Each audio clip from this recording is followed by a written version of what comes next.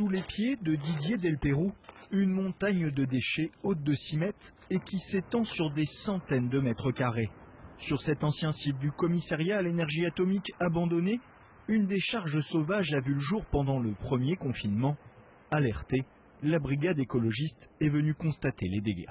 Et on est aux portes de Paris, on se dit ce genre d'endroit, ça n'existe que dans les pays tiers. Et non, ça existe aussi à Paris, dans le Grand Paris, voilà, ça existe. Et ici, on est dans la petite couronne, hein. On est encore en limite Seine-Saint-Denis, Seine-et-Marne, on est encore en petite couronne. La mairie n'a pu condamner les accès qu'une fois le mal déjà fait.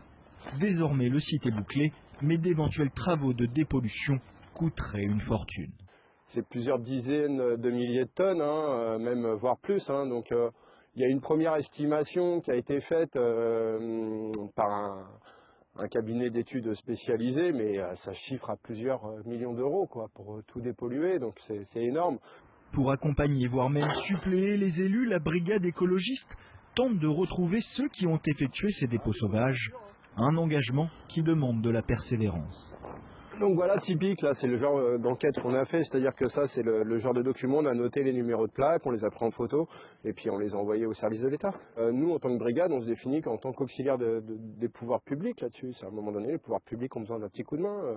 Didier Delperroux intervient ainsi dans toute l'Île-de-France et a noué des contacts avec de nombreux maires. Dans l'Essonne, à Itteville, le maire lutte pied à pied contre le moindre dépôt sauvage. Jean-François, salut Didier, comment vas-tu? Très bien.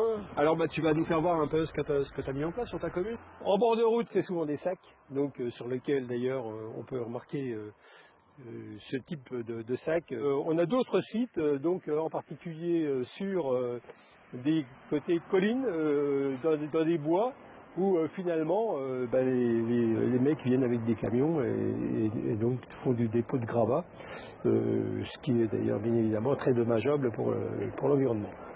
Ici, la stratégie, c'est d'intervenir vite pour éviter l'accumulation, mais cela demande des moyens qui feront défaut pour d'autres projets. C'est de la vigilance, c'est des emplois aussi, parce qu'on est obligé d'utiliser nos emplois de la mairie pour pouvoir finalement procéder au nettoyage de tous ces lieux.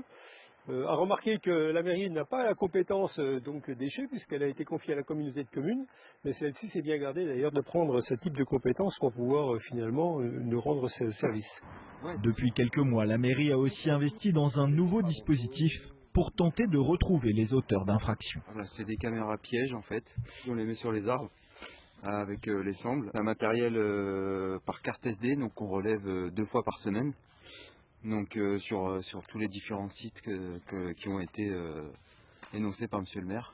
Pour l'instant, aucun contrevenant n'a été arrêté grâce à ces outils, mais le maire compte bien montrer que la commune est mobilisée pour décourager ceux qui auraient l'idée d'effectuer des dépôts sauvages.